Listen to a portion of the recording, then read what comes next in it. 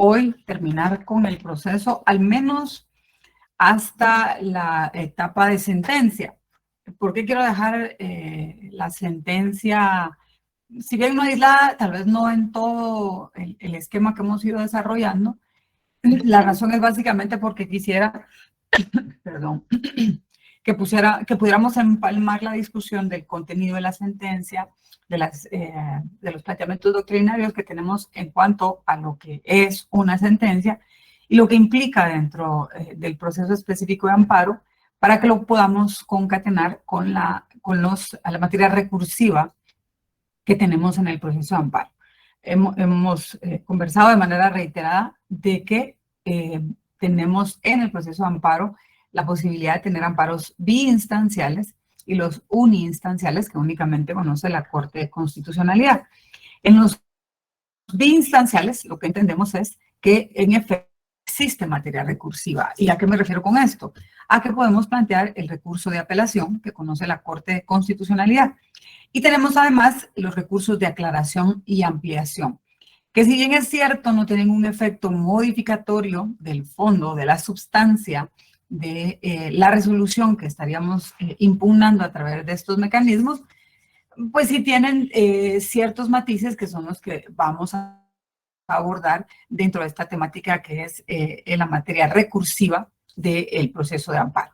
Nosotros en la charla de lunes, en la clase de lunes, estuvimos comentando de todo este trámite, abordamos hasta la remisión de los antecedentes o informe circunstanciado que realiza la autoridad que se impugna a través de este proceso de amparo, el plazo que se les fija para la remisión de este antecedente o para la remisión de los antecedentes, perdón, o del informe que realiza la autoridad. Yo les comenté además que es interesante ya por la práctica que tienen en los entes públicos particularmente, que de manera recurrente pues son planteados amparos en contra de la autoridad pública. Lo que se hace generalmente es que dentro del escrito a través del cual se remite estos antecedentes o se remite el informe que detalla de manera cronológica y detallada, por eso se llama informe circunstanciado, todas las circunstancias que están como antecedente de este acto que se está reclamando, pues hay una práctica muy reiterada y que de hecho es práctica aceptada, de que las autoridades impugnadas a través de ese documento por medio del cual remiten los antecedentes o el informe circunstanciado, también haga el símil de lo que es la evacuación que se le da a los terceros interesados y al Ministerio Público en la primera audiencia. Es decir, poder indicarle al tribunal que está conociendo en esta jurisdicción de amparo si en efecto se cumplieron con los presupuestos procesales de procedibilidad de este recurso, en cuanto a las legitimaciones, en cuanto a la definitividad y a la temporalidad. Y generalmente también hacen alguna sucinta relación de lo que consideran en relación del acto que se está impugnando.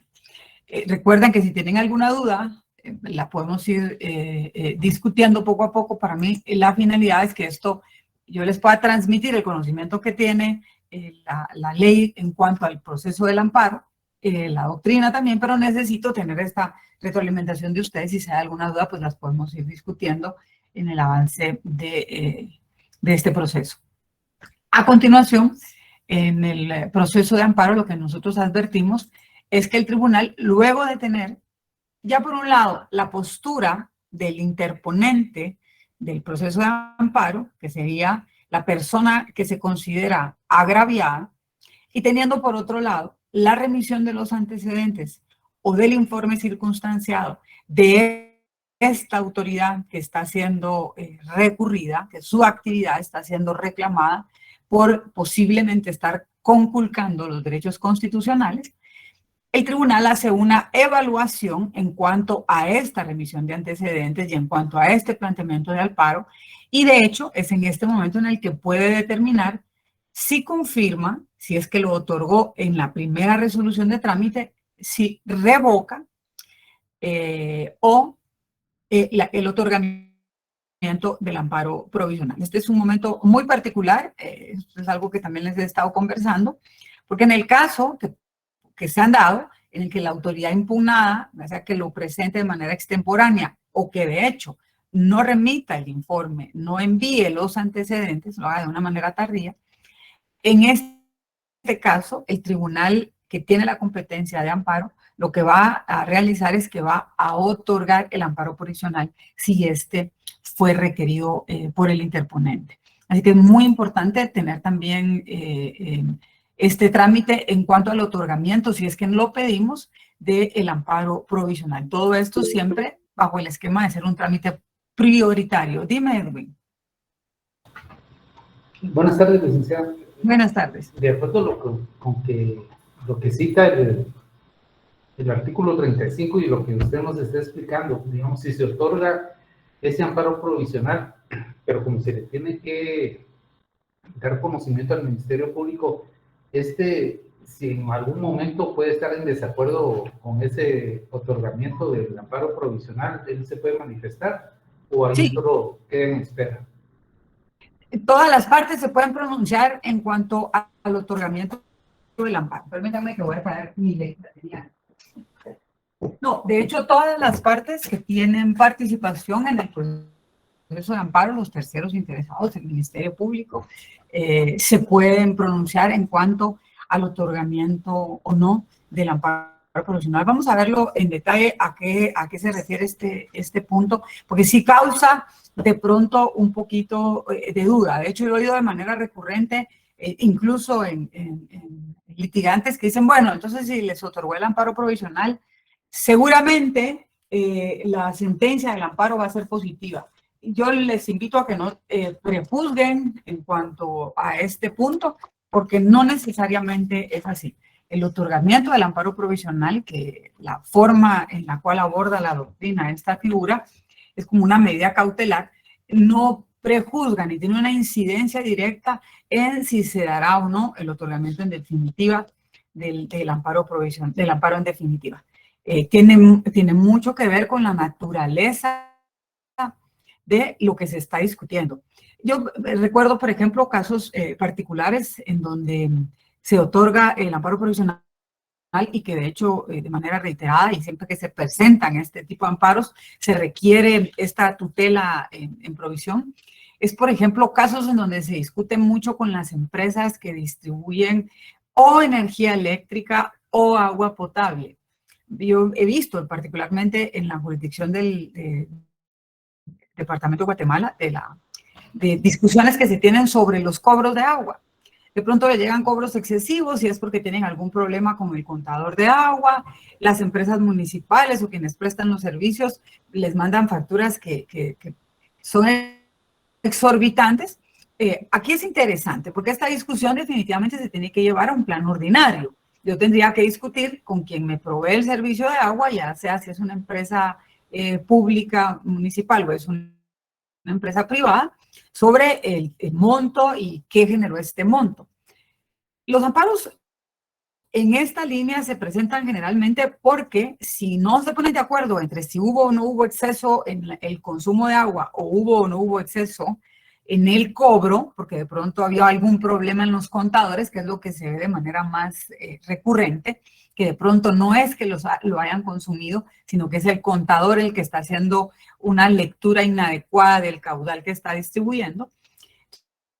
Entonces, estos amparos generalmente se plantean para garantizar que en tanto se discute en la vía específica, ya sea en la vía administrativa, si es una empresa pública, o en la vía contenciosa judicial, si es una empresa privada, esta persona no se quede sin la distribución del agua. Estamos hablando de un líquido vital que es necesario para la salud y para la supervivencia de las personas.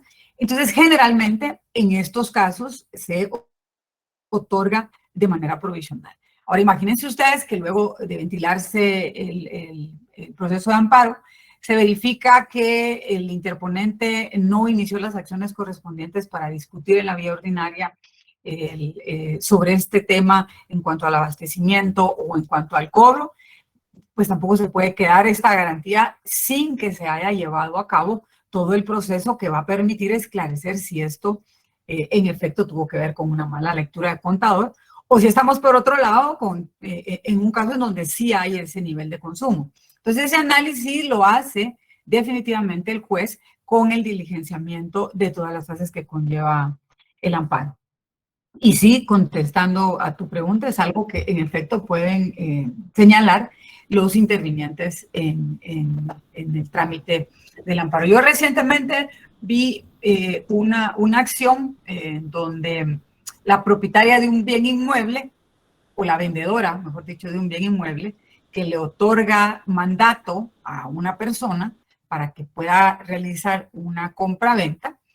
Una tercera persona indica que ese mandato adolece de ciertos vicios y presenta un amparo en contra del registrador general de la propiedad inmueble, diciendo que la inscripción de la compra-venta que se realizó con ese mandato, que él aduce que tiene un vicio, puede causarle algún tipo de agravio.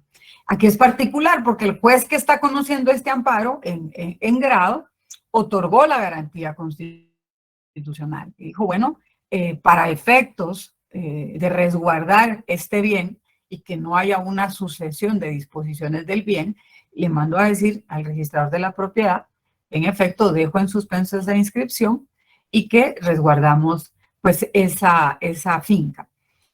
Quien interpone, de hecho, la apelación del otorgamiento de ese amparo provisional es el tercero interesado, que era el mandatario. Es particular, no hay en la norma una especificación en cuanto a quién pueda oponerse al otorgamiento o a la denegatoria de un amparo provisional. Y de hecho está en particular la figura que en cualquier momento del diligenciamiento del proceso de amparo, el órgano jurisdiccional que conoce de este proceso puede otorgarlo o revocar el que ha otorgado de manera previa. Así que espero que esté resuelta ahí tu duda. Posteriormente, que se emite, cuando se emite ya esta resolución y el tribunal tiene por recibido este informe circunstanciado o los antecedentes, este es un momento particular para el órgano jurisdiccional, porque es el momento en el que puede, ya con el planteamiento tanto del interponente como de la autoridad a la cual se está recurriendo, hacer una evaluación en base ya a las dos posturas. Ya tenemos ahí, digamos, los dos planteamientos, tanto del que se considera agraviado como de quién le está causando el agravio. El tribunal hace el análisis del cumplimiento de los requisitos de procedibilidad. Puede evaluar si con lo que está señalando la autoridad impugnada en efecto tenía la legitimación pasiva, y dependiendo también de lo que indique esta autoridad, si quien está planteando este recurso tenía la legitimación activa, si se cumple con la definitividad o y además, perdón, con la temporaneidad para la interposición del proceso de amparo. Esto es particular porque si luego de que hace esta evaluación el órgano jurisdiccional determina que en efecto no se cumplió con estos requisitos, este órgano puede suspender en definitiva el proceso de amparo de entrada. Y lo suspende, hace un auto en donde razona de manera detallada cuáles son las causas por las cuales considera que no procede el proceso de amparo. Ya sea por, insisto, que no existe legitimación activa por parte de la persona que se considera agraviada, no existe legitimación pasiva, es decir, no era esta la autoridad en contra de quien debe haber planteado este proceso de amparo, o existen todavía circunstancias que se pueden discutir en la jurisdicción ordinaria, es decir, no se agotó la definitividad procesal, o lo hizo fuera del tiempo, que serían los 30 días que señala la ley de amparo para los amparos que no están dentro del proceso electoral, o de 5 días dentro del proceso electoral. ¿Por qué? Como les decía al principio, quiero tocar el tema de la sentencia al final y lo vamos a unir junto con estos autos de suspensión de amparo, porque estas son dos de las resoluciones. Una es un auto y la otra es una sentencia, que son impugnables a través de apelación de conformidad con lo que señala la Ley de Amparo, Exhibición Personal y de Constitucionalidad.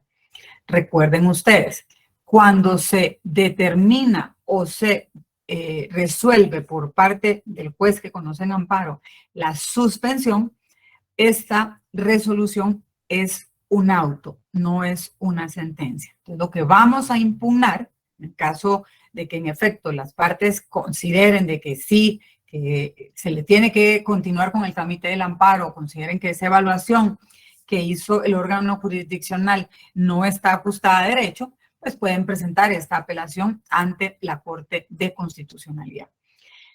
Bueno, continuamos con el trámite. El órgano jurisdiccional señala la primera audiencia a las partes y es donde les comunica tanto el escrito de amparo como los antecedentes o el informe circunstanciado que envió la autoridad impugnada. Esta audiencia se corre por el plazo de 48 horas. Nosotros vimos algo de esto el lunes y conversábamos precisamente en esta etapa del proceso de amparo sobre el otorgamiento del amparo provisional. ¿Cuáles son los casos en los que procede el otorgamiento del amparo? Como ve también la doctrina esta figura del amparo provisional como una medida cautelar e insisto, estos casos particulares en donde se vuelve imperativo para que el órgano jurisdiccional otorgue de entrada esta medida. Se están viendo acá. Con relación al amparo provisional, permítame, porque yo tecleo en un lado y aparece en la pantalla después. No sé por qué. Con relación al amparo provisional, creo que los temas más importantes que tenemos que tener claros es que puede ser decretada o revocada, se puede otorgar y a la vez revocarlo, o en todo caso, si no se otorgó en el momento en el que se requirió, pero surgen circunstancias que se advierten en el transcurso de las audiencias que se corren en este proceso, entonces ahí sí puede ser otorgado con posterioridad en cualquier momento de la tramitación del amparo. ¿Qué es lo que necesito que tengamos claridad en cuanto a este enunciado? No hay un momento específico para solicitarlo, tampoco hay un momento específico para que sea revocado o para que sea reiterado por las partes. Yo puedo presentarlo, de hecho, la solicitud en el escrito o en la demanda de interposición del proceso de amparo. Puede ser que el tribunal del análisis considere que no es procedente el otorgamiento, pero luego en el emplazamiento que otorgan para la primera audiencia o incluso en la segunda audiencia, señalar que hay circunstancias que pueden hacer que el acto que estoy reclamando me genere un nivel de gravosidad tal que haga ya incluso innecesaria la tutela que estoy requiriendo en amparo. Entonces el tribunal puede en cualquier momento hacer un análisis sobre esta solicitud y poder otorgarlo. Una cuestión particular es en los casos en los que este amparo provisional se otorga, porque en efecto la evaluación que hace el órgano jurisdiccional es que puede ser muy gravoso que este acto de autoridad que yo estoy impugnando le cause algún tipo de daño a la persona que se considera agraviada, entonces los efectos de este amparo provisional son inmediatos y son para todas las partes. Y el hecho de que se presente una apelación ante el otorgamiento de este amparo provisional, esto no significa que quede en suspenso el otorgamiento. Una vez se otorgue el amparo provisional, el acto que estoy impugnando queda en suspenso y aunque haya una apelación, eso no quiere decir que el amparo provisional no deja de tener ese efecto de suspender el acto que yo estoy reclamando. Hay un tema particular también acá, e insisto, si hay dudas las podemos ir discutiendo porque sé que esto no es necesariamente simple, es un poco complejo. Ahora voy, Edwin. Pero por lógica, si lo que yo estoy discutiendo en el amparo es la negativa en cuanto a la actitud o actividad de un órgano jurisdiccional y pido en el amparo provisional que esa negativa se materialice, es un poquito complejo cómo se llevaría a cabo este tema. Dime, Edwin. Sí, licenciada, fíjese que actualmente me puse a ver una audiencia, una vista, perdón, ¿Sí? y cabalmente con lo que acaba de mencionar usted, era interpuesta por una empresa de Orsa que presta el servicio eléctrico en un municipio de la costa sur. Ajá.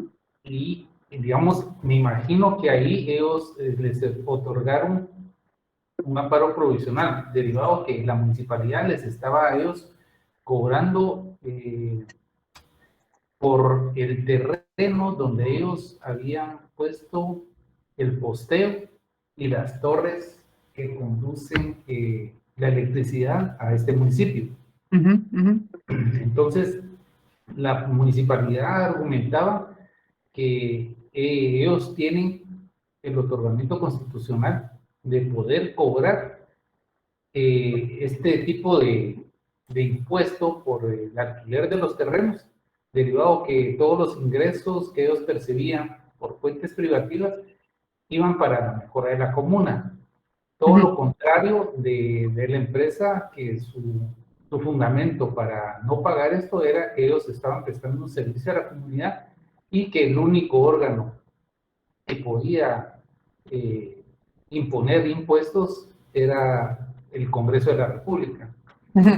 Entonces, a ellos ya les habían emitido un determinado pago por determinados meses de la duración que ellos han tenido desde la instalación de estas torres y posteado.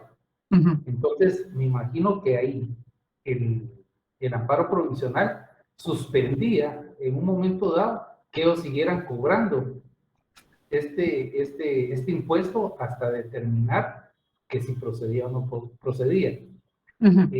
Vi la intervención del Ministerio Público. ¿Qué te pareció? Muy bien, porque le daba la defensa a la empresa, indicando que el único órgano para imponer impuestos, derogar o crear era el Es Congreso el de la Congreso de la República, República. y Así es. no las municipalidades, que no era correspondiente en esta oportunidad el pago de estos impuestos que la municipalidad quería cobrarle a la empresa. Hasta ahí llegó la vista porque la señora presidenta suspendió y me imagino que iban a convocar a las partes para la resolución final de la vista. ¿Viste alguna... ¿Esta fue en la corte o en la Sí, corte? fue en la corte, sí, porque ahí estaba la señora presidenta magistrada que está en funciones actual, estaba un secretario, y me llamó la atención porque varios de los magistrados, no estaban todos en su totalidad, me imagino que era por el tipo de, como usted nos explicó, de amparo. Sí, porque la corte se integra en pleno por 5 magistrados, que en teoría deben de ser los 5 magistrados titulares, pero si hubiera alguna inhibitoria, se integra con los magistrados suplentes. Y a veces, por la complejidad de las agendas en la corte, se acostumbra a hacer sorteos para ver quiénes se integran en las vistas públicas. Mira, es particular este planteamiento que tú estás haciendo, es algo muy recurrente, de hecho, las reclamaciones que se hacen en contra de las entidades municipales. No tienen idea ustedes cuántas, porque si de pronto se les va un poquito la mano por el tema de la autonomía municipal, o sea, ellos son la hermana república de esa municipalidad. Y fijan de pronto ciertas tasas y contribuciones. Recuerden ustedes que en cuanto al principio de legalidad que está preceptado en la Constitución, en cuanto a la materia impositiva, la Constitución es muy clara en decir que el único ente que puede generar tributos, porque hace el análisis del hecho generador y de la repercusión que tiene en el presupuesto general del Estado. De hecho, de eso nace el presupuesto general de ingresos y egresos del Estado, de toda la materia impositiva y de lo que nosotros como ciudadanos pagamos, es el Congreso de la República. Y que en todo caso, las municipalidades tienen competencias para fijar ciertas tasas y ciertos arbitrios. Pero hay algo que yo le llamo gimnasia de interpretación jurídica, porque estiran y hacen flip-flops y lo que ustedes quieran con la interpretación de la función municipal. Y disfrazan con el nombre de tasa o de contribución, lo que en realidad son impuestos. Entonces, sí es parte de la discusión que se tiene sobre este tema en la mayoría de los procesos de amparos que se presentan en contra de estas actividades municipales. Yo, en realidad, la reflexión en cuanto al tema de cuándo procede, no procede un amparo provisional y, de hecho, la delimitación de cómo se plantean los amparos provisionales, cuando lo que yo estoy discutiendo es la omisión en el actuar de una entidad administrativa, creo que es lo que es un poquito más complejo de discutir. Me explico. Yo voy en amparo porque discuto ante el órgano jurisdiccional la omisión del ente administrativo de resolver X petición. Recuerden ustedes que de conformidad con la ley de lo contencioso administrativo, cuando el expediente ya está en estado de resolver, la obligación que tiene la autoridad administrativa es dar una respuesta a esta petición. Pero imagínense ustedes que yo, al presentar el escrito de la demanda de amparo, le hago esta salvedad al tribunal, y no tienen idea ustedes también, lo pueden ver si ven todas las estadísticas de la Corte de Constitucionalidad.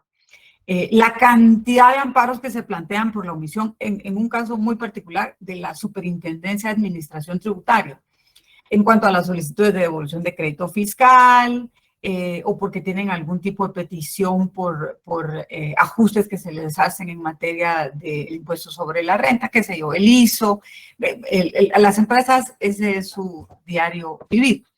Y en oportunidades, me imagino yo, quiero pensar que es por el cúmulo de trabajo que tienen en la SAT, pues se atrasan en la resolución de sus expedientes.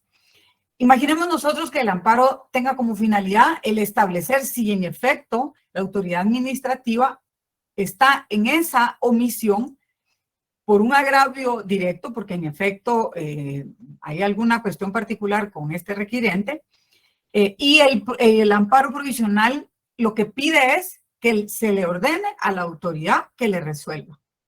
Y se resuelve así, y se le señala, bueno, le otorgo el amparo provisional y le doy el plazo 48 horas para que le resuelva. En realidad no tendríamos proceso de amparo, porque si le envío esa combinación a través del amparo provisional a la autoridad tributaria y le digo, resuélvale en estas 48 horas, ¿qué sentido tendría todo el proceso de amparo si en el amparo provisional yo estoy resolviendo el fondo de la petición, el punto toral del requerimiento del amparo? Entonces es un poquito complejo. Cuando ya terminemos de ver todo el esquema del proceso de amparo, vamos a ver esos ejemplos, pero tampoco se sientan desanimados si de pronto esta parte les cuesta confusión, porque incluso a los procesalistas que plantean esto en amparo, también les cuesta un poco la definición de los requerimientos cuando hacen esta petición. No quiero seguir sin antes pedir disculpas por alguien entró a la sesión y creo que no conoce las normas éticas de una clase, entonces vamos a... Les pido disculpas por eso, ¿verdad? Hay algunos que no tengo el control del acceso, entonces mil disculpas. Dime, Enrique. Buenas tardes, licenciada, con una pregunta. Lo del amparo provisional, es que eso no me quedó muy claro. ¿Cuánto tiempo dura? Y mi pregunta es porque... Qué interesante pregunta. Digamos, porque he visto, hay unas cuestiones que se resuelven como muy rápido y otras que llevan un par de semanas. O sea, no estoy muy claro en ese punto. Ajá. Te podría decir de barato un par de semanas. Mira, tu pregunta es muy interesante, gracias, y creo que es oportuna. Los efectos del amparo provisional duran el plazo que dure la tramitación del amparo. Si es que ante las circunstancias que se puedan plantear por las partes no se revoquen, pero en el momento en el que se requiere y si el órgano jurisdiccional lo otorga, nadie discute el otorgamiento o luego de discutirlo, la Corte de Constitucionalidad lo sostiene, porque lo puedes discutir a través del planteamiento de una apelación ante la Corte de Constitucionalidad, pues esos efectos van a durar hasta que termine el proceso de amparo. Yo lo que insisto que tengamos claridad es que de hecho en muchas de las sentencias, luego de hacer el análisis de si procede o no procede el amparo en sí, es decir, la reclamación toral, cuando el órgano jurisdiccional que resuelve, digamos que su planteamiento es no otorgar en definitiva el amparo, sí tiene que dejar muy claro, por eso quiero poner como un punto separado la discusión básicamente de la resolución de la sentencia, sí tiene que expresar ahí que suspende en definitiva los efectos del amparo provisional, porque saben que eso genera mucha confusión. De pronto, el órgano jurisdiccional me otorga el amparo provisional a través del auto correspondiente que emite, se lleva a cabo todo el proceso de amparo y en el momento de dictar la sentencia, se olvida que en algún momento previo otorgó el amparo provisional. Entonces, un punto muy importante es hacer ese pronunciamiento en cuanto a que se terminan, se suspenden en definitiva los efectos que pudo haber tenido el otorgamiento del amparo provisional, si es que se deniega. ¿Qué pregunta planteabas, Edwin, que no la pude leer? Sí, licenciada, si en esta instancia del amparo provisional existen previos, porque muchas veces eso pueden alargar la Mira, resolución. yo aquí los invito un poquito, y ahora voy contigo, Juan Pablo, a que se quiten un cachito el mito del plazo. La verdad es que lo que ustedes pueden ver como un previo en cualquier otro tipo de tramitación procesal no tiene la misma connotación en amparo. En serio, aquí un plazo de un previo de 48 horas son 48 horas. Sí, pero difícilmente vas a ver, si te fijan un previo es porque de pronto sí hay una información que sea de vital importancia para el juez, que le permita aclarar si es necesario o no el otorgamiento del amparo provisional. Juan Carlos, ¿cuál es tu duda?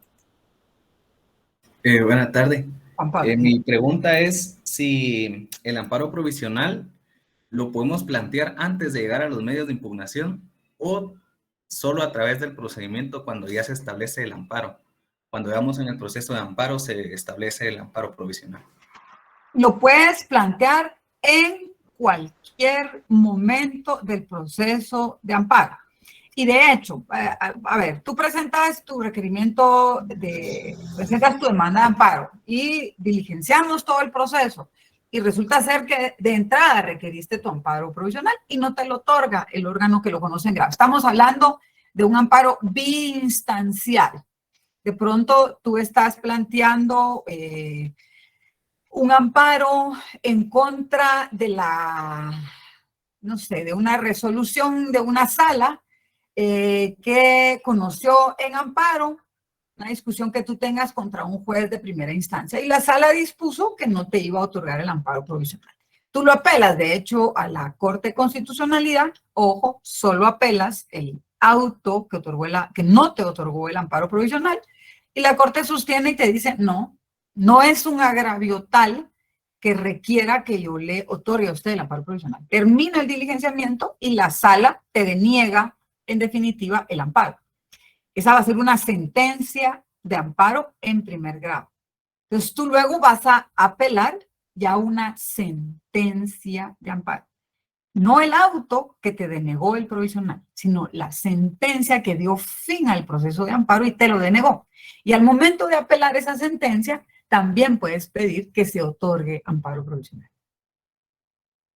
De hecho, es lo primero que la Corte resuelve cuando se plantea una apelación de amparo.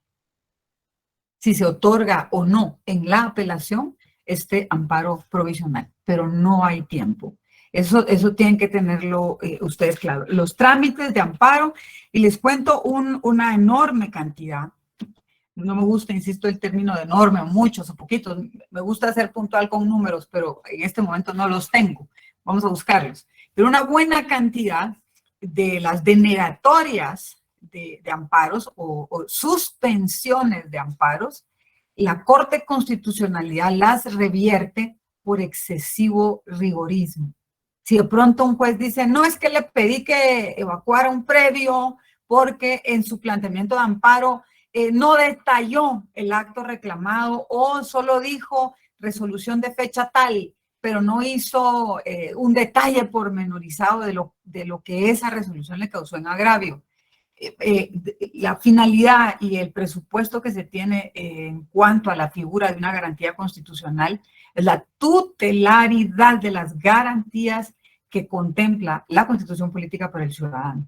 Así que el presupuesto es que sea rápido, que sea efectivo y, aunque suene tautológico, que sea tutelar. Entonces, poner en un proceso de amparo este excesivo rigorismo ha sido, de hecho, un óbice ahí particular para que la Corte haga esta evaluación y en una buena cantidad de casos pedirle a los jueces, cuando son amparos biinstanciales, que están conociendo en grado, al devolverles estas discusiones sobre suspensiones, que le den viabilidad y que le den trámite, porque el planteamiento por el cual ellos lo suspendieron fue por un excesivo rigorismo, y que le den el chance a las partes de poder solventar estas dudas.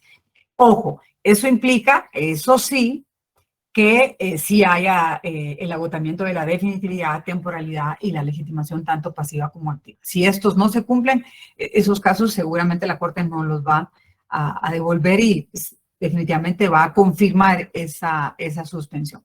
Así que yo creo que para ahondar en el tema del amparo provisional los vamos a entender mejor cuando vayamos viendo pues estos casos. Hay ciertas reglas que son particulares en cuanto a este otorgamiento también, y es de que es excepcional. La regla general que se maneja es que yo voy a preservar ese acto que se está impugnando, porque presumo que fue un acto que, si bien se está discutiendo porque le puede haber causado agravio a alguien, yo presumo que la decisión que tuvo esta autoridad es una decisión que se asumió en el marco de las facultades que le da la ley, ¿verdad? Que esa autoridad que se está cuestionando en realidad no generó una transgresión. Por eso es tan particular la función que tiene el juez constitucional al evaluar este planteamiento. Y yo les he insistido muchísimo a ustedes en su preparación, en su lectura, en su lenguaje jurídico, en el conocimiento detallado de las figuras procesales,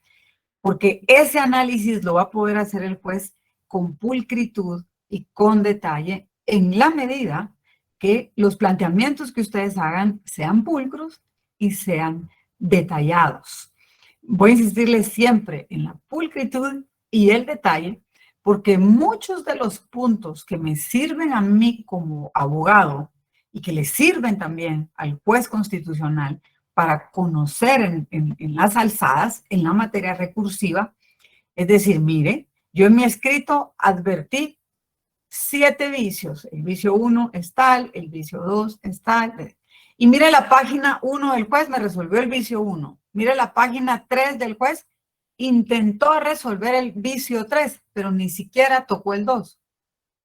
Pero mi memorial tiene que tener esa estructura, tanto para el planteamiento de mi queja jurídica, es decir, dónde están los vicios del juez en el desconocimiento que pudo haber tenido eventualmente, porque no necesariamente lo saben todo ni son infalibles, y dónde existieron también vicios en cuanto a su raciocinio de los hechos que le estoy planteando versus la plataforma jurídica con los cuales lo estoy confrontando. Yo he podido notar que muchas de las complicaciones en los planteamientos de alzadas, es decir, complicaciones en el planteamiento de los recursos, es que olvidan hacer esos detalles.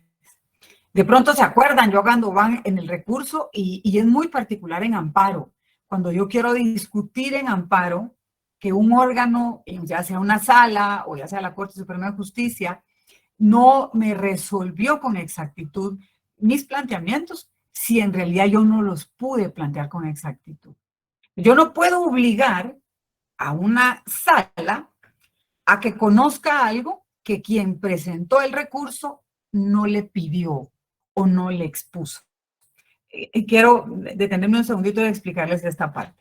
Hay de pronto casos en donde, y ojalá que fuera en cambio de abogados, a veces es el mismo abogado, que el abogado presenta la apelación y discute X y Y circunstancias en la apelación. La sala le responde y le dice, bueno, no se admite su apelación porque ese X y Y usted lo planteó mal, y uno nota en la resolución de la sala dónde estuvieron las falencias en el momento de interponer las apelaciones. Entonces hay algunos abogados utilizando términos coloquiales, más pilas, que dicen, entonces me voy a en amparo y ahí ya le voy a introducir a mi petición esto que no le dije a la sala, por lo cual la sala me lo denegó. Eso no les va a caminar en amparo, porque lo que le va a decir el tribunal que está conociendo en amparo es disculpe, pero yo estoy limitado a conocer expresamente lo que usted discutió con la sala. Si usted no lo discutió con la sala, no lo puede venir a discutir conmigo, porque yo no soy un juez que conozca una impugnación. Yo lo que estoy conociendo en el proceso de amparo es si el juez le violentó un derecho. Pero ¿cómo puedo decir yo que un juez le violentó un derecho que usted no discutió? No sé si vamos entendiendo esa parte. Entonces es muy importante que tengamos no solo presente cómo es que se debe de presentar un amparo, sino que el amparo como ese último momento procesal en donde lo que yo voy a discutir es la violación de garantías constitucionales, es porque en efecto yo hice un efectivo uso de la materia recursiva e hice planteamientos pulcros y detallados que la autoridad que me lo resolvió, y aquí estamos hablando tal vez en términos muy concretos de procesos judiciales, ¿verdad? Pues que esta autoridad que me resolvió no lo hizo de conformidad con la ley. Dime, Edwin. Sí, licenciada, es como decirle al abogado, mire, su instancia o su proceso precluyó y no lo presenté en el momento indicado, ¿va? Dentro del proceso de la instancia anterior, antes de llegar al amparo, ¿no? Te pediría que tengamos un poquito más de cuidado con la utilización de ciertos términos, ¿verdad? Porque la preclusión es una figura procesal que tenemos que saber utilizar, así como la temporaneidad. O sea, precluyen actos que se tiene fijado un plazo y el órgano no puede retrotraerse. El punto acá es si usted tuvo su momento procesal y sí lo usó, no es que haya pasado el plazo y usted no lo usó, no, usted sí lo usó. Lo que pasa es que no lo usó y no hizo su planteamiento de la manera en la que lo debió haber hecho.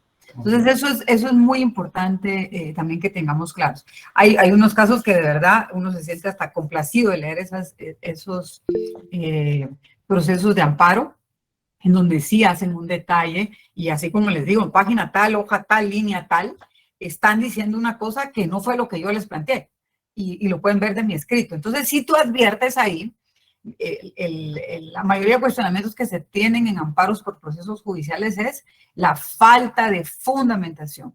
Si una resolución judicial carece de una fundamentación, entonces me está limitando a mí la capacidad que tengo dentro de un proceso de ejercer con libertad mi defensa. Y las dos, son vulneraciones al debido proceso. Y esas son garantías constitucionales. Dime, Juan Pablo. Mi pregunta era, para sanar esos errores que se hacen durante el proceso, ¿ya no se puede retrotraer? No. Perdón, respuesta contundente. No. Ahí sí, o sea, no, porque hay igualdad procesal. Entonces, así como tuviste tú tu oportunidad, también no tuvo otra parte. Entonces, regresar a esto, ahí sí, el término es lo que señaló Edwin, no podemos regresar a etapas que están precluidas. Si tú no lo respondiste, y vas a ver ahora, más adelante acá en el proceso de amparo, hay momentos también que si tú no evacúas audiencia, simple y sencillamente precluyó tu momento y seguimos. No podemos retrotraernos, y eso se da en todas las instancias. Y hay casos que son de pronto dolorosos, y ahí viene un debate hasta filosófico de qué priva la justicia o la legalidad. El planteamiento es que toda la legalidad sea apegada a la justicia, y a veces hay cosas que son legales, pero no necesariamente justas. Tú puedes advertir que sí, que en efecto hay una cuestión que causa agravio, hay una circunstancia que puede ser lesiva, pero para poder discutirla hay un sistema jurídico. Creo que un punto fundamental que ustedes, particularmente como estudiantes y estudiosos de las ciencias jurídicas, tienen que entender, y es la certeza y seguridad jurídica, y eso solo lo tenemos a través del debido proceso. Dime, Enrique. Agregando a esta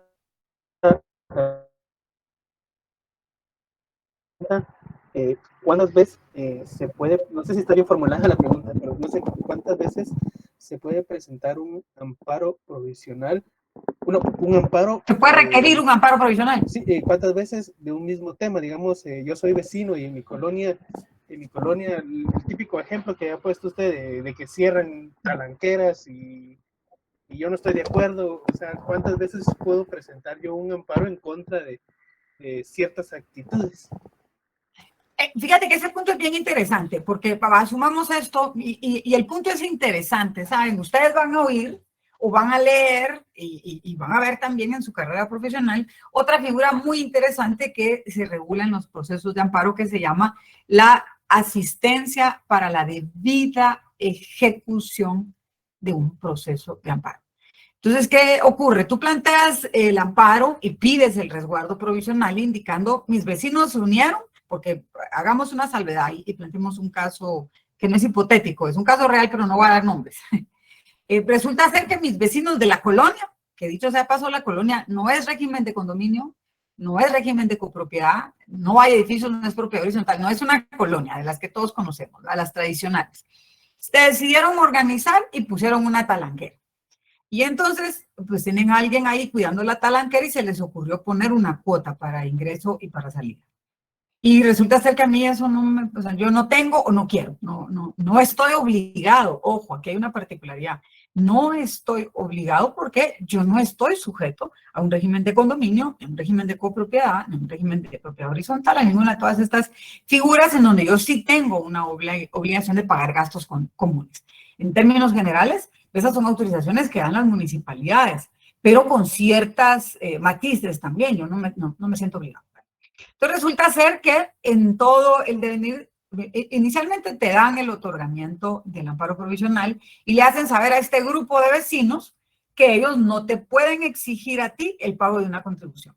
Y que si tú no quieres pagar la cuota de condominio, pues entonces tú te puedes levantar, o sea, salir de tu vehículo si es que es en la vía para los vehículos, levantas la talanquera e ingresas. Esos son unos amparos que vemos de manera muy recurrente. Entonces se les obliga, eso no le pueden seguir cobrando y tampoco le pueden prohibir el ingreso. Hay algunas colonias que hasta les ponen horario, porque sale muy caro tener 2 o 3 guardias, y entonces hasta tal hora, si no, le cierran la talanquera.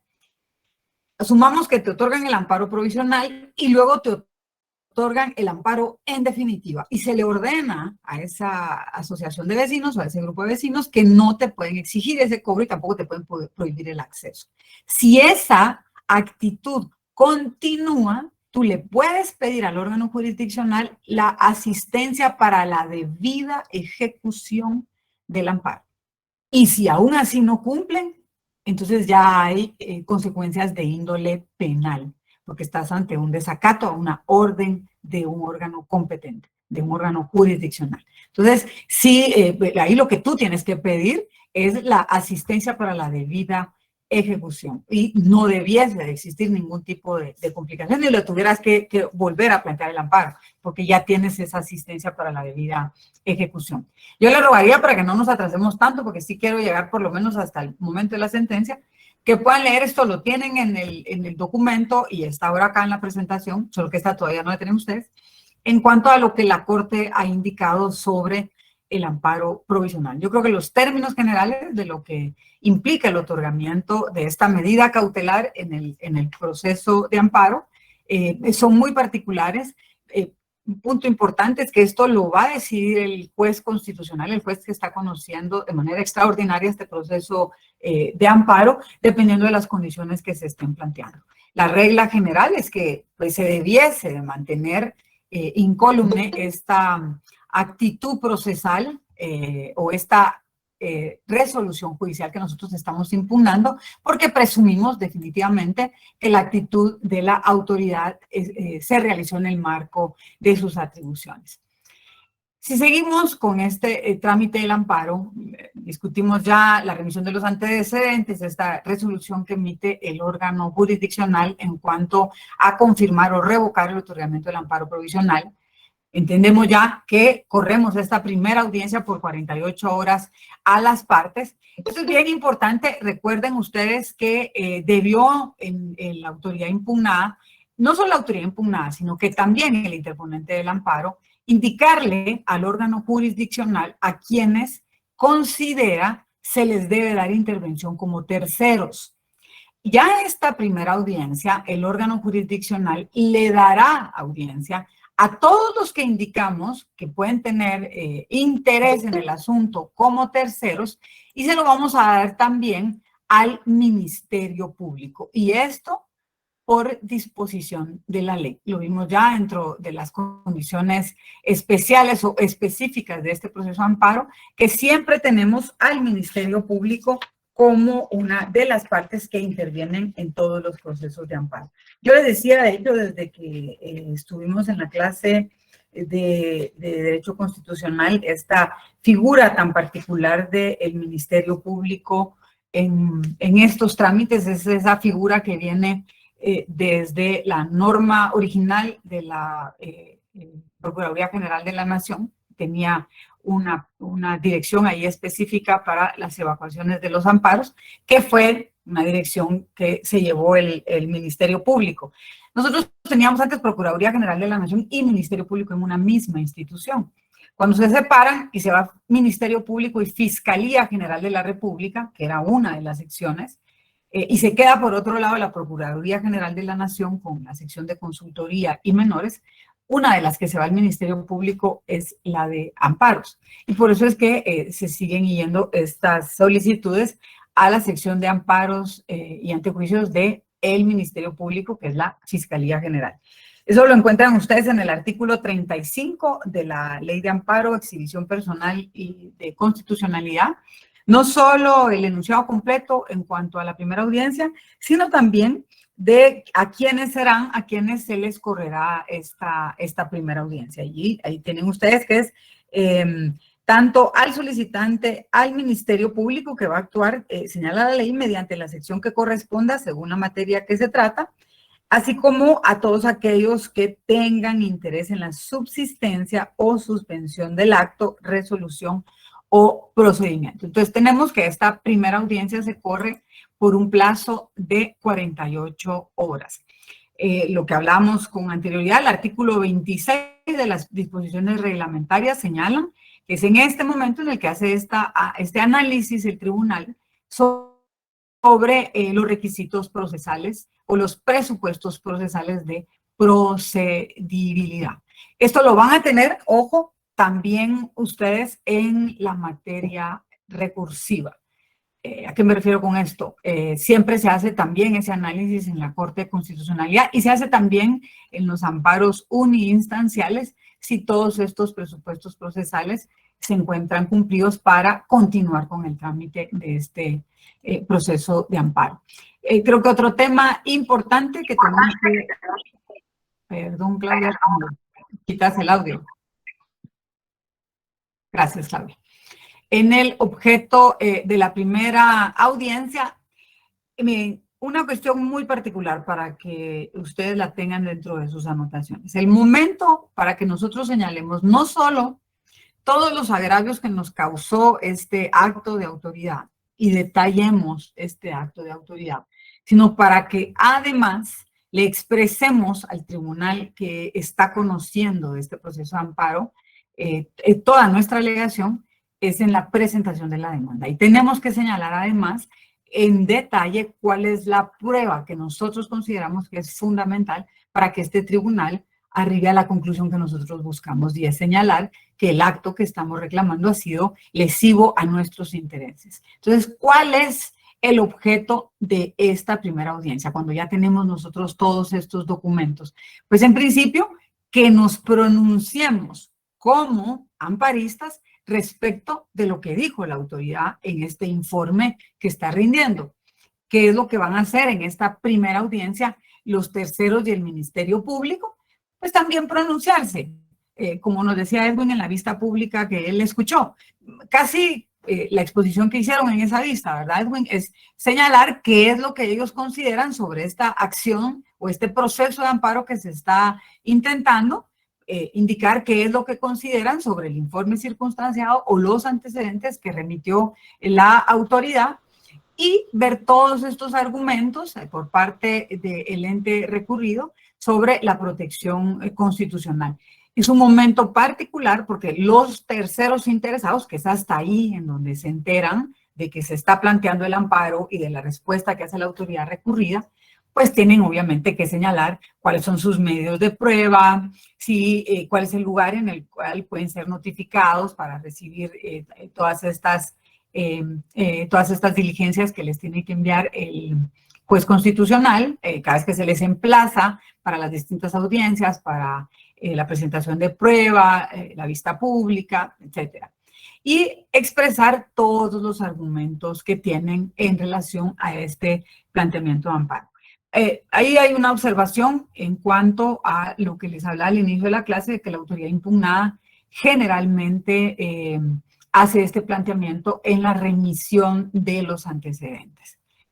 Miren, la práctica es triste incluso porque muchas veces a lo que se limitan los terceros interesados y las entidades a las cuales se les corre audiencia es solo a personarse ante el tribunal y decir, bueno, yo voy a comparecer a través de la asistencia de tal abogado, los datos generales y en dónde pueden ser notificados. No hacen una argumentación en ese momento sobre el fondo de lo que se está discutiendo. Yo creo que en cada una de las audiencias son momentos importantes que podemos aprovechar para hacerles estas argumentaciones a los órganos jurisdiccionales que conocen de este proceso.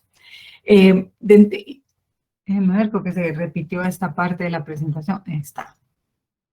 A diferencia de los demás procesos, una particularidad que nosotros vamos a encontrar en los procesos de amparo es que si nosotros no evacuamos esta audiencia, el trámite sigue. Si no me señalan, porque obviamente no comparecieron a la evacuación, el lugar para recibir notificaciones, pues entonces se va a notificar en los estrados del tribunal. Y aquellos que no llegaron a aportar medios de prueba ni a hacer argumentaciones de ningún tipo, pues simple y sencillamente continuamos. Era lo que hablábamos hace un rato sobre la preclusión. Yo le hice saber a usted, aquí en realidad los que están en discusión es el interponente de la demanda de amparo y la entidad ante la cual está reclamando esta vulneración. A ustedes estamos dando intervención porque consideramos que tienen este interés en este proceso de amparo. Pero si luego de que fueron notificados no comparecen a esta audiencia, obviamente, si me refiero a comparecencia de audiencia, me refiero a evacuarla, porque estas son por escrito, salvo la vista pública, estas audiencias se evacúan por escrito, pues entonces el tribunal va a tener a esas partes como omisas. ¿Y cuál sería la consecuencia si es en este momento en donde pueden plantear sus medios de prueba? Pues simple y sencillamente no pueden presentar prueba, porque no lo hicieron en el momento procesal oportuno y aquí precluye esta instancia. Así que es, creo, uno de los temas importantes. Yo les seguiría notificando entonces a través de los estrados del tribunal. Acá, pues obviamente no va a ocurrir con el amparista, porque pues él ya lo ha señalado en el escrito de interposición. Y en todo caso, supongamos que el amparista no evacúa esta audiencia, que también se le corre a él, pero señaló los medios de prueba en su memorial de interposición, pues se tendrá como que no los propuso, porque en este momento tuvo que haber hecho esta propuesta de estos medios. Entonces son temas que son interesantes para que vayamos tomando en cuenta en cuanto a la actitud procesal de cada una de las partes en cada una de las audiencias que tenemos en amparo. Una vez ventilada esta primera audiencia, y pongamos atención en este punto.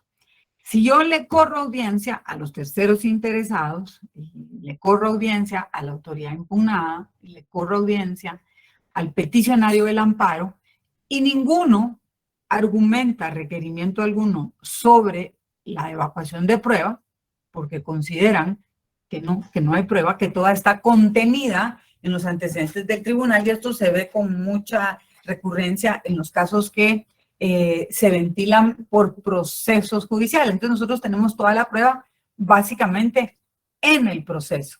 Entonces, si no hay requerimiento de prueba, entonces no se celebra apertura a prueba. Y de hecho la segunda audiencia está íntimamente vinculada a la evacuación de prueba, porque es la respuesta que nosotros damos de la prueba que las demás partes presentaron. Por lo tanto, si no hay prueba, no habrá segunda audiencia. Y si nadie requirió que se celebrara una vista pública, entonces podemos, de hecho, después de la primera audiencia, emitir sentencia. ¿Y esto cuánto será? Dentro de los 3 días posteriores de vencido este plazo de la primera audiencia.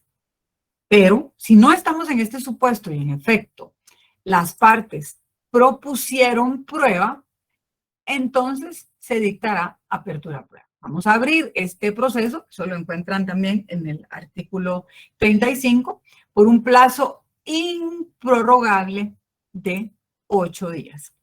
Aquí es bien interesante y ustedes van a ver cómo las disposiciones complementarias que están en el acuerdo 1-2013 nos logran quitar de alguna manera algunas cargas dentro del proceso de amparo. Me refiero en particular en este caso en el tema del relevo de prueba y qué actitudes va a tomar el tribunal si al advertir que la prueba que se ofreció existe dentro del proceso, ya está contemplada porque es una prueba documental y no es necesario diligenciar ninguna, pues entonces se puede disponer el relevo de la prueba o la prescinsión del periodo probatorio. Y ahora vamos a ver eso. Bajo el escenario de que en efecto evacúo la primera audiencia, presento en mi escrito y ofrezco prueba para que ésta se diligencie, pues entonces el órgano jurisdiccional dictará la apertura a prueba, que será por el plazo improrrogable de 8 días. No estamos en el escenario del relevo, así que vencido ese plazo para la presentación de prueba, abrimos la segunda audiencia o corremos la segunda audiencia. ¿Cuál es la finalidad de este plazo de 48 horas en segunda audiencia? Es que todas las partes se puedan pronunciar sobre la prueba. Si ustedes van viendo, cada una de las audiencias tiene un precedente que es el que le da sustancia. ¿Cuál es el precedente de la primera audiencia? Pues plantear mi postura sobre el planteamiento del amparo y lo que dijo la autoridad impugnada. Una vez todos enterados de esta plataforma y planteados entre todos, entre el interponente del amparo, la autoridad recurrida, los terceros interesados, Ministerio Público, se presenta la prueba que se considera que se debiera de diligenciar en este proceso.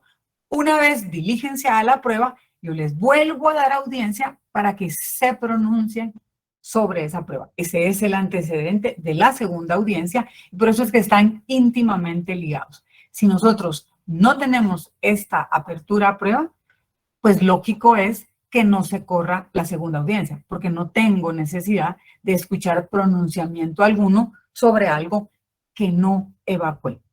¿Vamos entendiendo hasta acá? Espero que sí.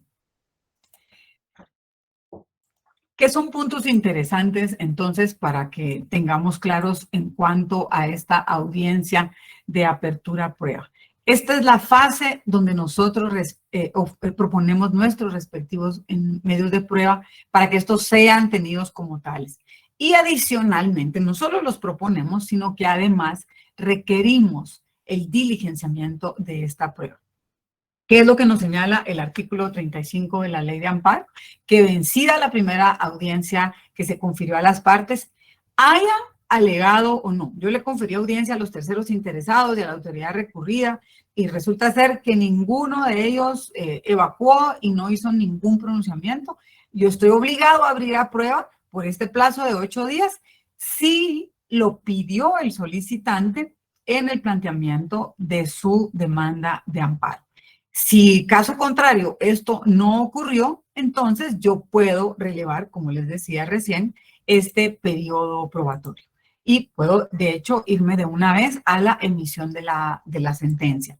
¿Qué es particular también acá y que lo vamos a encontrar en el artículo 28 de las disposiciones que tiene el acuerdo 1-2013 de la Corte Constitucional? Me gustaría, no sé quién tiene por ahí el acuerdo para que pueda leer el artículo 28. Yo, licenciada, que lo tengo. Por favor. Artículo 28, amparo provisional de oficio. No, 28 de las disposiciones contenidas en el acuerdo 1-2013. ¿Las tiene por ahí, Edwin? A ver. Parece que estas son, la Corte de Constitucionalidad tiene facultad reglamentaria otorgada en la misma ley. Entonces, estas disposiciones que permanentemente vamos a estar yendo al contenido de ellas, no son más que este desarrollo reglamentario que ha hecho la Corte para tener un mejor manejo del proceso de amparo.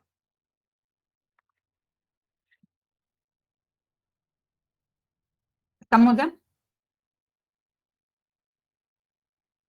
¿Alguien tiene el acuerdo? Ahorita, licenciada, perdón, que lo tenía cerrado. Periodo probatorio, artículo 28. Vencido el término de la primera audiencia concedida a las partes, el Tribunal de Amparo relevará de prueba cuando a su juicio no sea necesario recabar medios de comprobación o los ofrecidos por las partes no se refieran a los hechos que hayan invocado o sean útiles para demostrar lo alegado. El tribunal iniciará el periodo probatorio únicamente cuando los medios de comprobación o la prueba que de oficio deba recabarse no consten en el expediente. Perdón, la obligación de tramitar prueba a petición del solicitante que señala el artículo 35 de la Ley de Amparo, Exhibición Personal y de Constitucionalidad se tendrá por cumplida cuando el tribunal incorpore para su valoración aquellos medios que ya consten en autos. Para el efecto, el tribunal emitirá resolución en la que detalle los medios de comprobación que admita o rechaza y consecuentemente podrá prescindir del periodo probatorio. De abrirse a prueba, el tribunal podrá establecer el procedimiento idóneo para la incorporación de los medios de comprobación al expediente. Si dentro del periodo probatorio no fuere posible la incorporación de algún medio de comprobación que hubiere sido debidamente ofrecido, el tribunal podrá disponer que éste sea tramitado fuera del periodo probatorio, fijando para el efecto un plazo razonable. En este último evento, el tribunal podrá diferir la emisión de la resolución en la que se señale segunda audiencia por 48 horas a las partes, a la previa tramitación de aquel medio. Solo antes del último párrafo, miren qué interesante esto, y por eso es importante que ustedes tengan la lectura simultánea de la ley y de este acuerdo, porque lo que les está señalando acá la Corte es esa discrecionalidad tan particular que tiene el juez extraordinario en materia de amparo. Porque si yo tengo este plazo de 8 días, pero resulta ser que por la naturaleza del medio probatorio, y habrán circunstancias particulares que hagan que el plazo sea mayor, entonces el juez puede razonarlo y ampliar ese plazo. ¿Por qué es importante? Aquí lo está leyendo Edwin, porque la ley nos insiste permanentemente que este trámite lo tenemos que hacer con celeridad. Es un trámite que tiene que ir sobre todos los demás que tenemos en la judicatura. Y acá todo esto tiene que constar en autos que emite el juez dentro de los expedientes para señalar por qué es que está extendiendo este periodo y por qué de hecho no está fijando la segunda audiencia. Miren, y esto es tan particular que si ustedes como abogados llevando un trámite de amparo pasan las semanas, también particular ante el planteamiento que hace Enrique, ¿cuánto tiempo puede durar esto? Ustedes pueden presentar un ocurso en queja ante la Corte de Constitucionalidad señalando, mire, tengo más de 2 semanas, 3 semanas, que este proceso va por tal etapa y no tengo notificación. Y se les mandan estas combinatorias a los jueces de grado, recordándoles los plazos que son perentorios para el diligenciamiento de cada una de las etapas del proceso de amparo. Terminemos con el último párrafo, por favor. Sí, claro. La decisión de relevar de prueba o de prescindir del periodo probatorio deberá ser notificada a las partes para que éstas, dentro de un plazo de 48 horas, tengan oportunidad de solicitar al tribunal que el caso se vea en vista pública. Así es. ¿Por qué es esto? Porque el plazo para que las partes le requieran al tribunal la celebración de la vista pública es la segunda audiencia. Entonces, ¿cómo quedarían las partes? Si de hecho vencida la primera audiencia, nadie ofrece prueba, o se celebra, ofreciendo la prueba, el tribunal considera que ya la prueba está integrada en todo el expediente, pues entonces releva de este periodo, pero se los tiene que notificar porque entonces no van a tener ese momento procesal para requerirle al tribunal, perdone, nos movieron algo aquí, para requerirle al tribunal que señale la vista pública. Entonces, este es un punto también particular sobre los momentos procesales en los cuales yo puedo requerir la celebración de cada una en pos de la otra. Por favor, yo les rogaría que conforme van leyendo la ley de amparo, vayan consultando su acuerdo 1-2013 y vayan haciendo ustedes las referencias. Este artículo, definitivamente el artículo 28 particularmente, del acuerdo 1-2013 de la Corte de Constitucionalidad, tiene relación íntima y directa con el artículo 33 del procedimiento de amparo en la Ley de Amparo, Exhibición Personal y de Constitucionalidad. Nota importante, que es lo que les he venido diciendo en cuanto a la segunda audiencia, que la decisión de relevar de prueba o de prescindir del periodo probatorio debe ser notificada a las partes. ¿Por qué? Pues lo acabamos de leer, que es el último párrafo del artículo 28, para que dentro del plazo de las 48 horas siguientes a esta notificación del relevo o prescinsión del periodo probatorio, las partes le puedan pedir al órgano jurisdiccional la celebración de la vista pública. Yo felicito a Edwin, que por lo menos nos contó que ya pudo escuchar una. De verdad, cuando tengan tiempo, si van en el carro, si de pronto no tienen mucho que hacer, conéctense al portal o a la página de YouTube de la Corte, que Milton les mande ahí replicados en su canal para que puedan ver ustedes audiencias de vista pública y van a ver qué interesante es y cuál es la dinámica. Imagínense ahí ya la tercera oportunidad, pudieron haberlo hecho en la primera audiencia, pudieron hacerlo en la segunda audiencia, planteando posturas sobre la prueba.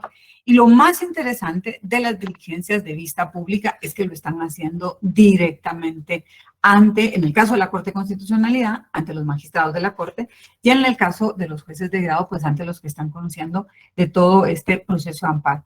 Es bien interesante porque hay casos en donde este periodo para la vista pues se evacúa por escrito. Entonces tendrán ustedes un tercer momento para poder evacuar estos planteamientos. Por lo general, las vistas son públicas. Dime, Edwin. Sí, licenciado, solo haciendo hincapié que lo que usted nos había indicado, cómo se cumple o hacen cumplir el tiempo que dispone cada una de las partes para dar su discurso o su oratoria con la presentación o defensa de su caso, ¿verdad?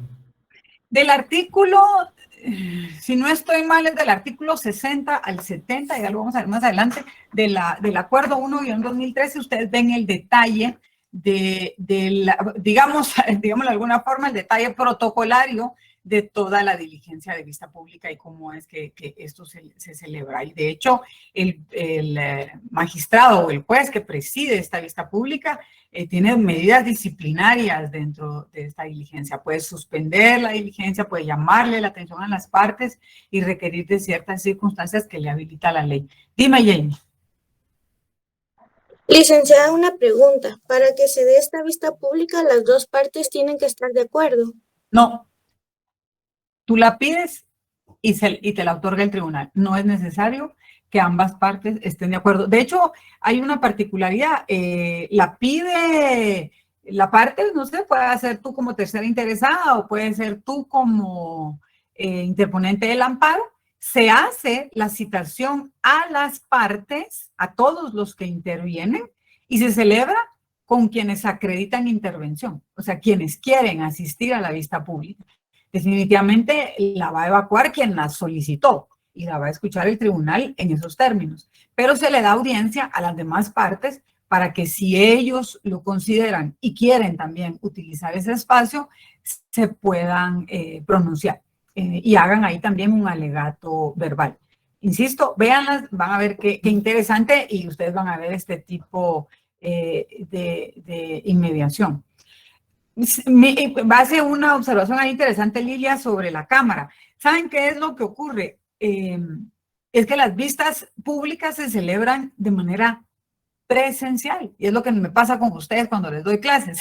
Yo asumo que todos están conectados. Lo asumo, pero no estoy segura. Y el problema de una vista pública es que si no tienen la cámara conectada, ¿cómo sé yo que ahí están los abogados? Y de hecho las partes tienen que ir con asistencia de sus abogados. Si una parte no tiene, ahorita por el tema de las audiencias virtuales, si no tiene su cámara abierta, simple y sencillamente no se otorga participación y se tiene como que no evacuó esta vista pública. Es menester que estén. También se les llama, miren, yo en particular, las veces que he tenido que presidir vistas, y lamento mucho tener que hacer, pero generalmente les llamo la atención, es cuando están leyendo. Porque creo que un abogado como mínimo tiene que conocer los antecedentes de los casos que defiende. Y para conocer los antecedentes del caso, y solo si los conoce, puede hacer una argumentación ante un tribunal. Pero ustedes ven de manera recurrente que leen sus intervenciones. Y lo peor de todo, leen mal.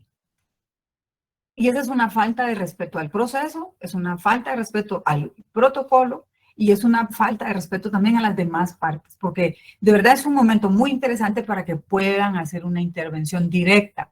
Creo que lo más interesante, y eso debería haber una clase especial para poder prepararnos a todos para esto, es la capacidad que tenemos para resumir nuestros planteamientos. Son 15 minutos en donde tenemos que darle al tribunal con una concreción muy particular todo nuestro alegato. Entonces, es interesante. Una vez terminada la fase de prueba, ya discutimos qué ocurre si tenemos relevo de prueba, que el término jurisprudencial, que es término judicial que se utiliza es la prescinsión de la prueba. Entonces, vamos a la segunda audiencia. Como les decía, obviamente, esta audiencia está íntimamente e ineludiblemente relacionada con la evacuación de la prueba, porque lo que nosotros nos vamos a pronunciar en la misma es sobre el material probatorio que se evacuó en la audiencia respectiva. Entonces es importante que hagamos este pronunciamiento, tenemos el chance de discutir sobre este material que aportaron las partes en el proceso de amparo. Si no hay ningún tipo de evacuación en esta segunda audiencia, no hay ningún tipo de pronunciamiento, entonces podemos ir de hecho, y nadie pide vista pública, sumamos, que nadie pidió la vista pública, entonces el tribunal, incluso después de la celebración de la segunda audiencia, y ustedes lo ven ahí, puede también dictar sentencia.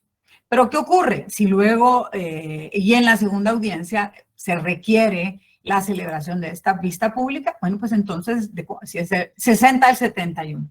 De conformidad de lo que señala el artículo 60 al 71, creo que es una de las partes más importantes que ustedes puedan leer de las disposiciones del 1-2013, está todo lo relativo a cómo se evacúa esta vista pública. No sé si alguien puede leer el artículo 38, pero de la ley de amparo, del 60 al 61, ustedes van a tener las disposiciones particulares que ha emitido la Corte en cuanto a cómo se diligencia la vista. Pero por favor, Jamie, léeme el artículo 38. Artículo 38. Vista pública. Si al evacuarse la audiencia a que se refiere el artículo anterior o al notificarse la resolución que omite la apertura a prueba, alguna de las partes o el Ministerio Público solicita que se vea el caso en vista pública, esta se efectuará el último de los 3 días siguientes y a la hora que se señale el tribunal. Cuando se haya efectuado vista pública, el tribunal dictará sentencia dentro del plazo de los 3 días siguientes. A la vista podrán comparecer a alegar las partes y sus abogados, así como la autoridad o entidad impugnada y sus abogados. Si la autoridad impugnada fuere pública o se tratare del Estado, puede delegar su representación en el Ministerio Público, en el caso que éste manifieste acuerdo con la actuación que originó el amparo. En este segundo párrafo del 38, cuando se refiere a esta representación, es de la Procuraduría General de la Nación. Ahora voy contigo, Lili. Miren, yo quiero hacer énfasis en lo que dice el tercer párrafo de este artículo 38, porque lo que señala es, las partes lo pueden pedir del Ministerio Público también. ¿Para qué? Para que se vea el caso. Ustedes tienen la primera audiencia para que yo haga mi pronunciamiento en cuanto al planteamiento y al informe circunstanciado. Tienen la segunda audiencia para que yo haga mi pronunciamiento sobre la prueba. Pero ¿qué es lo fundamental de la vista pública? Es que yo aquí voy a plantear el caso, voy a llevar la integralidad. Por eso, insisto, muy importante nuestra capacidad de hacer una síntesis de este alegato. Dime, Lilia. Me parece que estás levantando la mano. Solo iba a intervenir en la lectura, pero ya lo leí. Va, perfecto. Ok. Pena. Hay una particularidad acá también, la Corte o el órgano jurisdiccional que conoce en grado, si tuviera alguna duda, si tuviera algún elemento que considera que es indispensable, imprescindible para emitir sentencia, puede dictar un auto para mejor fallar. ¿A qué me refiero con un auto para mejor fallar? Es que en efecto, a través de una resolución, que será un auto, puede citar o dictar ciertas diligencias para que traigan a la vista o para que se pueda hacer un análisis en particular sobre circunstancias que considere que son indispensables para tener mejores medios de convicción, mejores medios que le puedan concluir en un mejor conocimiento. ¿Tiene alguna duda? ¿Necesita clarificar algún punto? Y saben que es bien interesante que sea después de la vista. Porque si nosotros somos pilas, si no pudimos argumentar algún tema en la primera audiencia, si creemos que estuvimos no lo suficientemente fuertes en la segunda audiencia, tenemos que hacer un alegato súper reforzado en la vista para generar esa duda en el tribunal.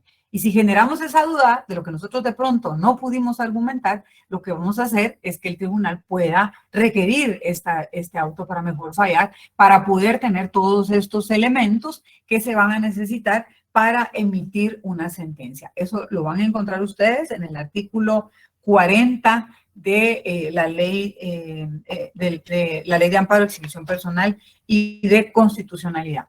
¿Y qué nos señala la ley también en este artículo? Que una vez vencido este plazo para el diligenciamiento del auto para mejor fallar, que no es superior a 10 días, entonces, a 5 días, perdón, se emite la sentencia. Aquí tenemos nosotros el trámite general, ya en cuadro. Ustedes vieron que en la presentación lo que hemos tratado de ir haciendo es deteniéndonos en cada uno de los recuadros que llevan contenidas estas fases del proceso de amparo. La próxima clase nos vamos a enfocar básicamente en la sentencia, en sus aspectos doctrinarios, en su implicación procesal, para vincularla directamente con la materia recursiva. Nuevamente, les ruego que lean todo el contenido hasta esta parte y espero que ya en la próxima clase podamos terminar todo el proceso de amparo para que de aquí al segundo examen, que yo pretendo que todo el examen, que este segundo examen parcial sea básicamente para no cargarlos, porque entiendo que son 3 garantías complejas. Si hablamos de la inconstitucionalidad, amparo y exhibición personal, no me gustaría hacer una prueba en donde mezcle el amparo y la inconstitucionalidad en una misma evaluación. Entonces vamos a dejar solo el amparo para el segundo parcial. Así que por favor lean y aprovechen, porque si tienen dudas las podemos ir evacuando en las clases que tenemos de acá al segundo parcial.